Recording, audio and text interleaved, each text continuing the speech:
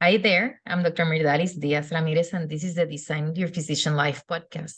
Welcome to this episode brought to you by our Maxillary Mastermind, which is a personal and professional development program for physicians who want to learn entrepreneurship. Today, I will explore this question: will AI substitute the physician? Are you ready? Let's go! Welcome to the Design Your Physician Life podcast, where you will get excited about being a physician, learn the tools that can help boost your success, and great tips from successful doctors. Join us to unlock the keys to an amazing physician life. And now, here's your host, Dr. Myrdalis Diaz-Ramirez.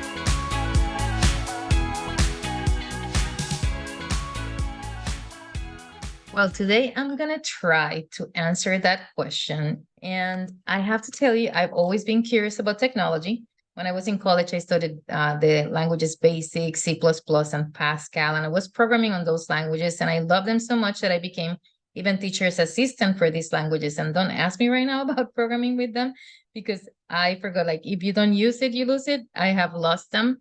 I'm pretty sure that I could pick it up once again. But these days, I'm focusing more on what's called prompt engineering, which I'm really enjoying. And I recommend that you look it up so that maybe you become an enthusiast of that as well.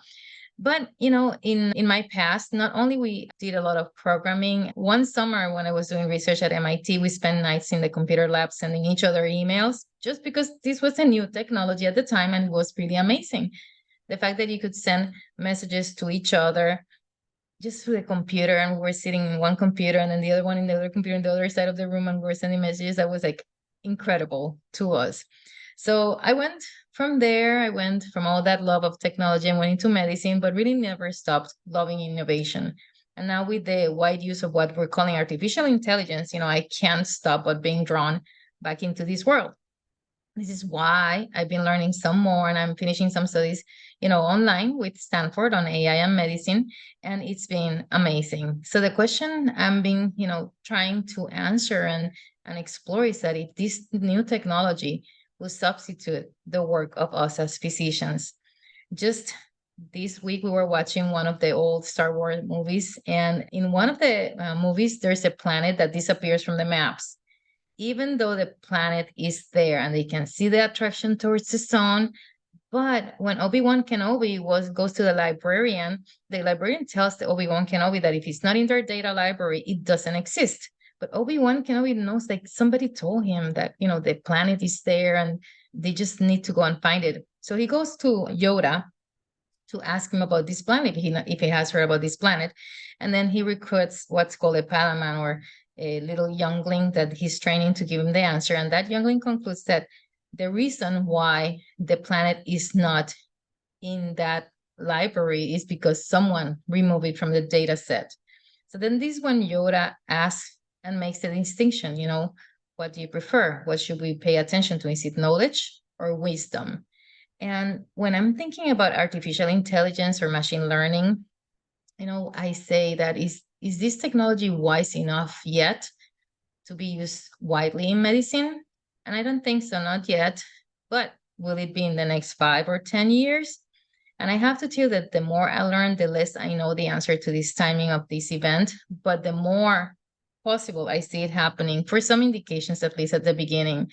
We know that now we have this explosion of tools because we have the data sets that we didn't have before, with the EHR. Now we're able to have so much data, so much information from radiology to all the things that the patients are telling us. We're putting it on these data sets, and we didn't have that before. So we didn't have where to gather that from. And also we didn't have the programming capabilities that we now have. So even though similar questions about processing and safety and human replacement have been asked since the 1970s and maybe later, we just didn't have ways to process, ways of obtaining the data and then ways of processing it, which we now have.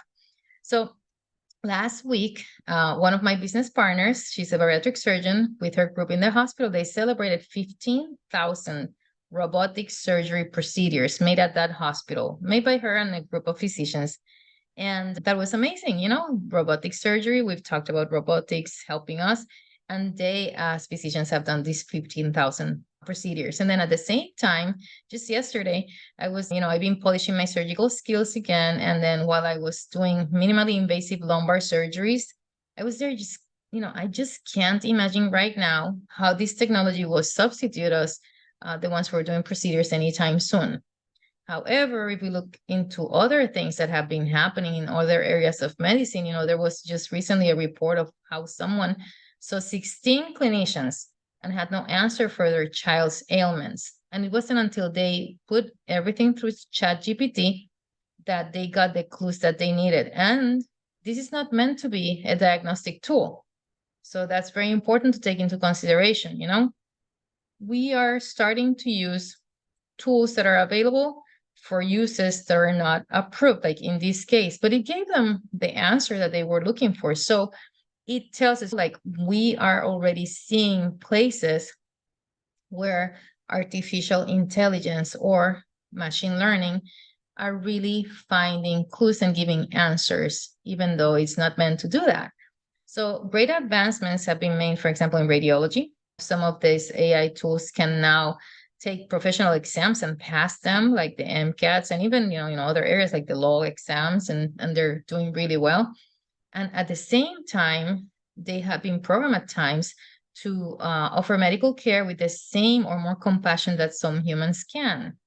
So, do you think we can be substituted, at least in the near future? I'm not sure yet.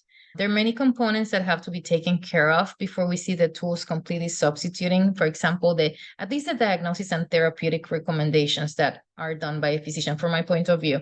And when I talk about that, I talk about more, of that work that physicians who are not doing procedures are doing. Like you go to the doctor, you give the information, and we process it with our experience, and experience is basically data. So can we be substituted? Not yet. A lot of that will have to do with the data sets, the biases of the data, discrimination, privacy, and government regulation, for example. There are a set of rules that the governments are imposing, imposing with the development of artificial intelligence. Or some of us, machine learning, which is what should be called, that's a semantic fight. You can read about that somewhere else. But here in the United States, the Office of Management and Budget for the US is called the OMB. They have a series of regulation for the development of this technology. And right now there's a memo that's been developed by the current government detailing new requirements for managing AI. But the areas in general that they want to focus, or historically the OMB has focused on, are, for example, data privacy and security. So ensuring that all AI systems can handle data securely and maintain user privacy. And one of the things that has been asked is that if your data is used for developing any of these programs, should you be notified? And are we being notified? I don't know if the consents that we're giving, for example, to the big hospitals or anywhere where they're producing in the academic institutions cover this. Right now, we would have to guess yes, but that's something that the government is looking at. The other thing is transparency, obviously requiring clear disclosure of the use of the AI and the logic, the significance and the consequences of that technology. Accountability, so establishing responsibility for the AI system outcomes. For example, if something happens at your office and you used AI to produce, to help somebody, who's liable for that? Is it the doctor, or is it the person who created the machine, or is it both? So these type of things need to be looked at. Also, fairness and non-discrimination. One of the things that has happened is, when you have good data, you will have good output, but not everything has good data. And there's many examples of things that have been made, and they really seem to be producing great results. But at the end of the day, when you go to implement them in the group that you're going to implement, that doesn't really follow the same characteristics of the data set that you had to create that application. And then you have to determine what's good enough, right? And what's safe enough for the end user. And then risk management, obviously assessing and mitigating risk associated with the deployment of these technologies, because it doesn't matter that this was safe in the lab. Just think about a medication, like it can be safe in the lab, and then you have your aftermarket release results. And as you expand more people using these technologies, then you'll discover more issues with them. And then interoperability and standardization is something important that they will be looking at. So right now, this new memo from the OMB will be, they are outlining around 10 new requirements for managing AI. They're going to focus really on generative AI, especially, with ChatGPT and the explosion that it has been. Also AI governance and leadership. So they're going to be establishing, chief AI officers and AI governance boards and all those things that are not present right now. And to tell you the truth, these conversations should have happened a long time ago, but because they're happening right now, they offer an opportunity for physicians who want to be involved to be able to immerse themselves in these processes. So this is something that if you're interested in, then you can go on ahead and do. And then also they're going to be promoting AI innovation. So they're encouraging agencies to identify and prioritize the use cases that improve the agency's missions. And this is from a government point of view. They want to also outline minimum practices for AI use in safety impacting or rights impacting areas, and requires the agencies, it will require agencies to report specific lists of such AI purposes every year.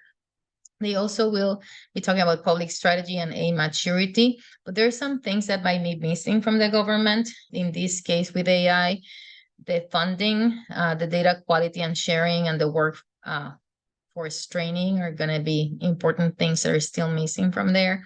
Also the details on AI maturity and qualifications to be those chief AI roles. So it's something that the government is doing. It's not only the US, it's happening across the whole world.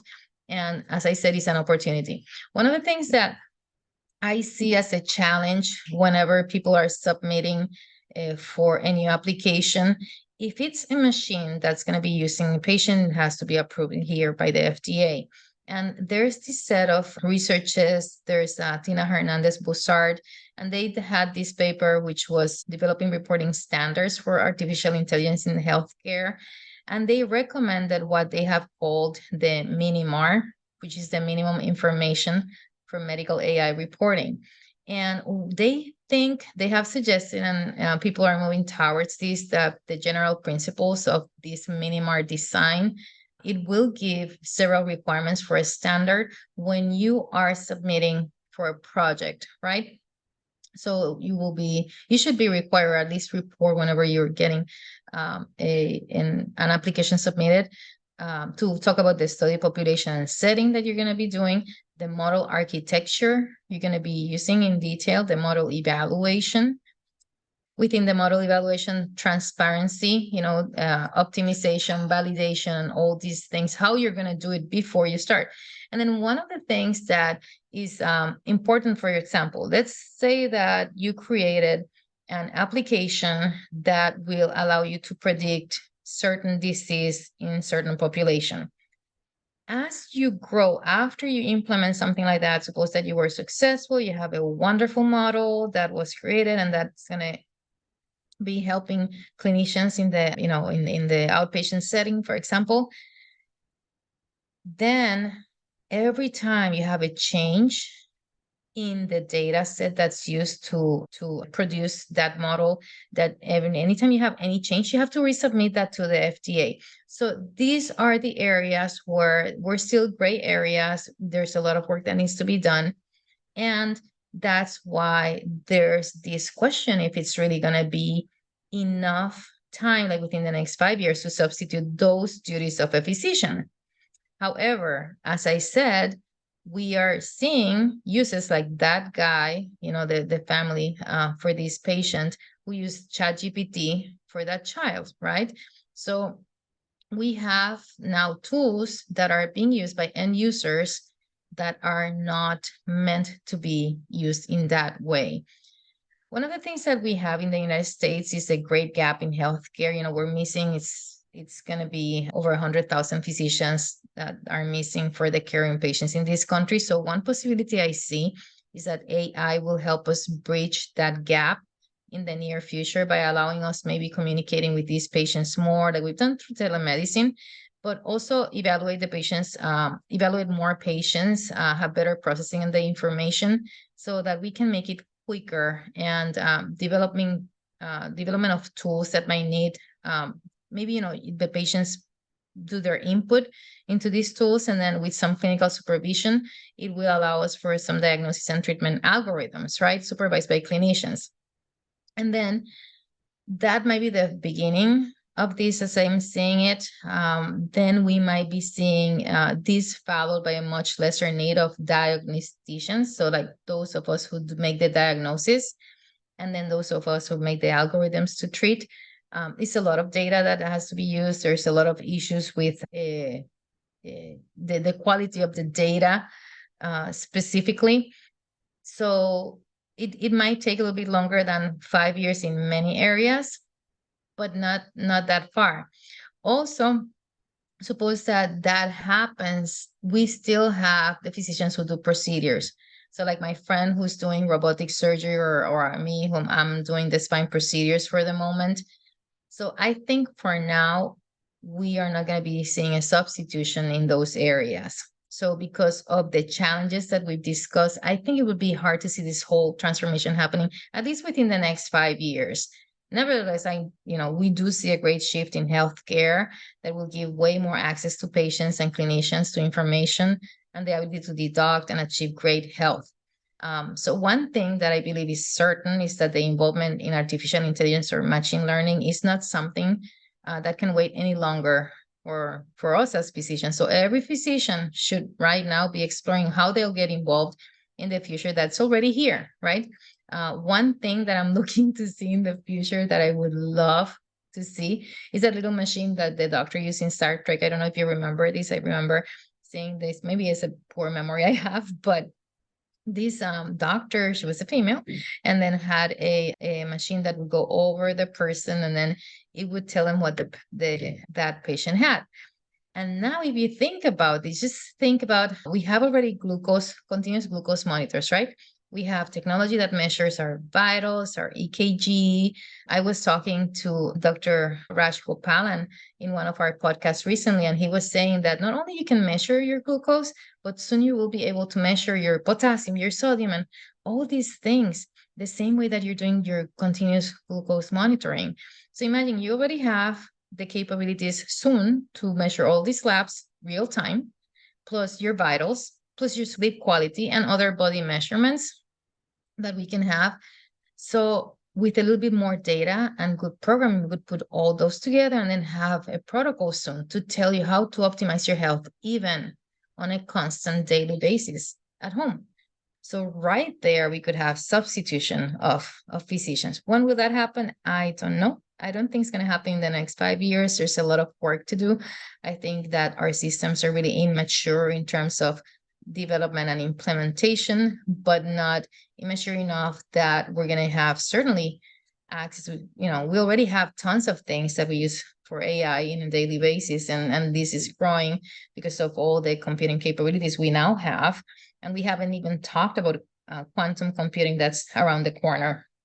So that's the way I see this question answered today. This is September 2023. We'll see how it's answered in September 2028. But I'm certainly excited. I'm glad to be part of this, to be able to see this whole evolution. And one important thing that we want to focus on is that we want to certainly keep these to, for the good use of humans. And as we see all this development happening, then we have to see it and think how we're going to be able to contribute to this transformation, to this big, huge shift that's happening, and how we're going to do, what's going to be our next step, our next part that we have to play in this journey. So that's my thought. And I hope that this has created some food for thought, give him some food for thought so that you can hopefully get involved. And I'll see you soon. Thanks for being here. Bye. Well, guys, that was it for today. I hope that you learned some. I've been learning a lot of this topic, and I'm very excited to bring this information to you. Please reach us through our website, maxcellular.com, and through our groups. You can actually look for us in LinkedIn, and you can also see our YouTube channel, which is called Maxcellular Mastermind. I'll see you then. Have a great week. Please share this with others, give us 5 stars, and subscribe. We'll see you then. Thanks. Bye. Please remember that Design is not providing specific financial, medical, or career advice. Our only intent is to stimulate your appetite for growth by sharing our experience and those of our speakers, coaches, and guests. Your personal growth and success will be unique to your circumstances and your hard work. We sincerely hope you enjoyed the show and look forward to seeing you next week.